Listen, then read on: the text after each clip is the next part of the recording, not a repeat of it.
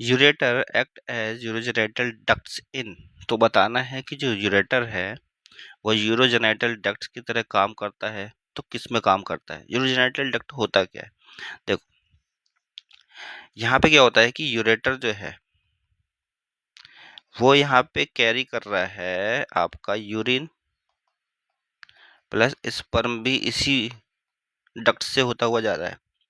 ठीक है, तो इसको कहते हैं इसलिए यूरो मतलब यूरिन भी और जेनिटल वाला पार्ट जो है मतलब कि स्पर्म भी इसी डक्ट से होता हुआ जा रहा है, तो उसको कहते हैं आप यूरोजेनिटल डक्ट।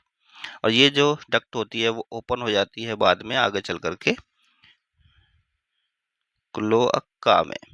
ठीक है, तो अब ये होता किस, देखो ह्यूमंस ऑप्शन जो दे रखे हैं वो दे रखे हैं ह्यूमंस मेल्स और ह्यूमंस फीमेल्स। ठीक है, अब इसमें देखेंगे स्पर्म कभी भी एंटर नहीं करता है, ठीक है, यूरेटर्स के अंदर। ठीक है, यूरेटर्स जो होता है ओनली फॉर यूरिन। ठीक है, इसमें से केवल यूरिन ही जाता है।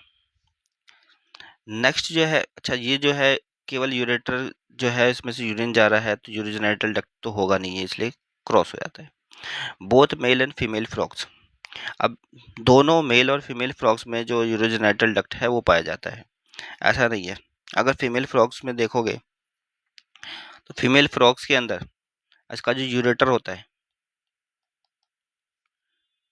Only for urine. ठीक है, क्योंकि अब यूरोजेनिटल डक्ट्स किसको कहते हैं हम, जिसमें कि यूरिन और स्पर्म जाता है। ठीक है, तो अब यूरेटर्स के अंदर यूरिन जा रहा है, फीमेल्स में तो स्पर्म होता नहीं है, तो ये ऑप्शंस भी गलत हो जाता है।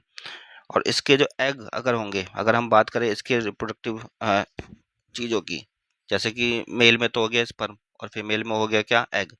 एग जो होगा वो ओविडक्ट के थ्रू मतलब पास आउट होगा। तो एग जो होगा